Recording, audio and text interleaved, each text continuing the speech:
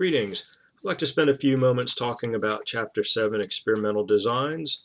And this chapter contains sections on history of experiments, true experiments, quasi-experiments, validity in experiments, generalizability, factorial survey design, and ethical issues in experimental research.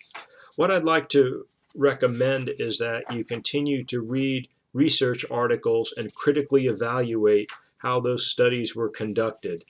Take a close look at the research questions, the sampling procedures, the measurement tools, how the study was designed. If it's an experiment, you want to look at how that experiment was designed, how it was constructed.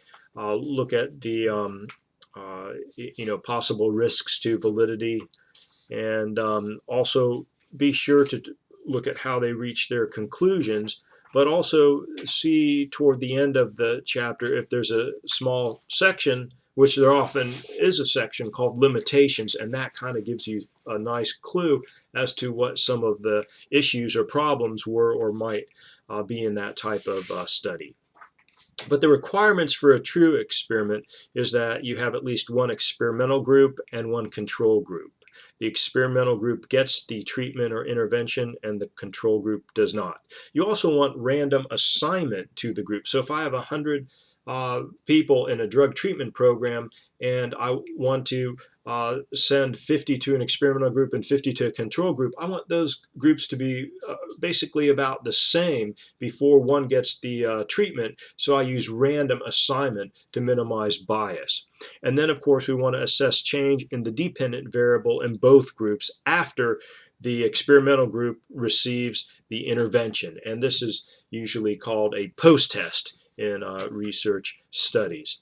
And many times you'll see that there's also a pretest that's administered. Although it's not required in true experiments, many researchers do conduct a pretest for a variety of reasons. I always like to use pretests so I can conduct multiple comparisons, and also take a close look at the measurement tool itself and how it behaved in that particular study. One of the features, of course, is we're trying to move toward making causal statements in experiments, and so we can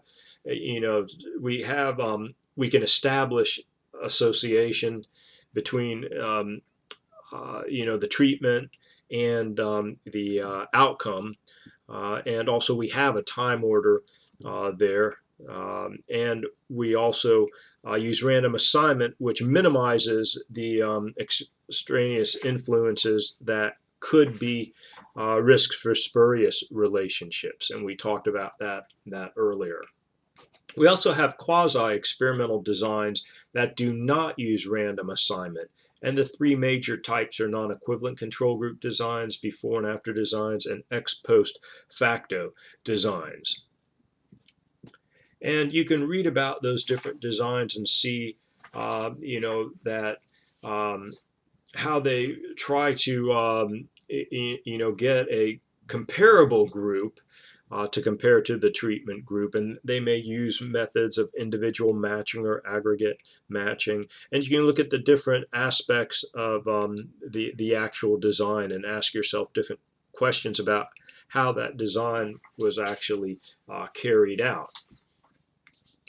And we also want to look at validity issues in experimental and quasi-experimental designs: internal validity, generalizability, and measurement validity.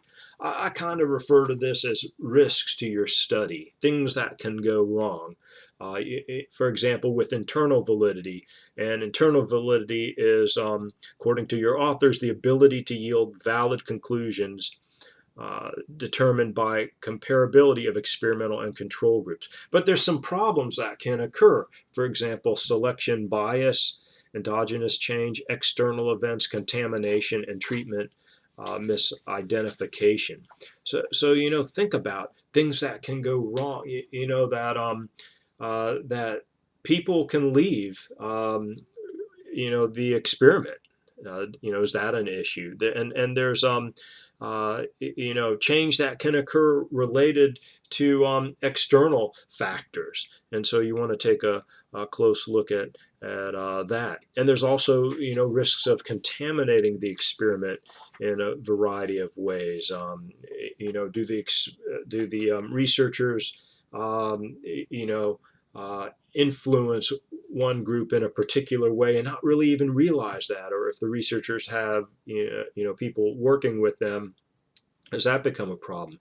Does the control group become demoralized?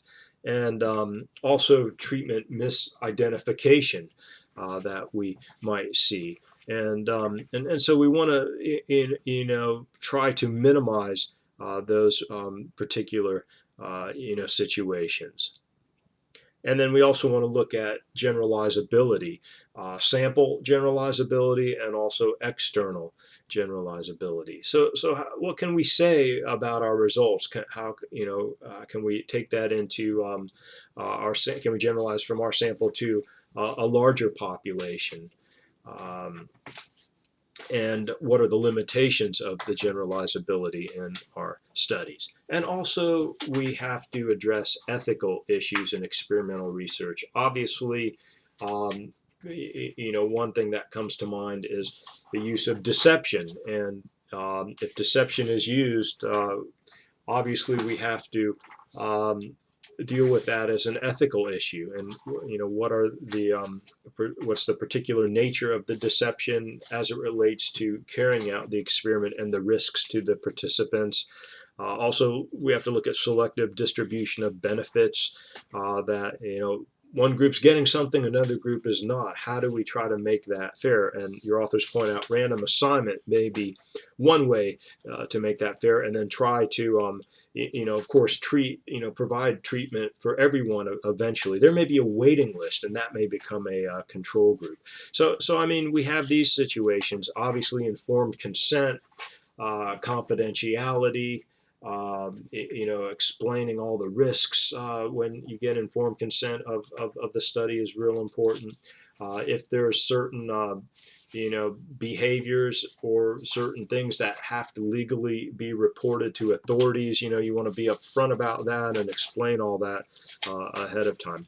And institutional review boards will go over your research proposal in great detail to see if there's any issues related to that. But again, I think we've already addressed ethical issues in research in module 2.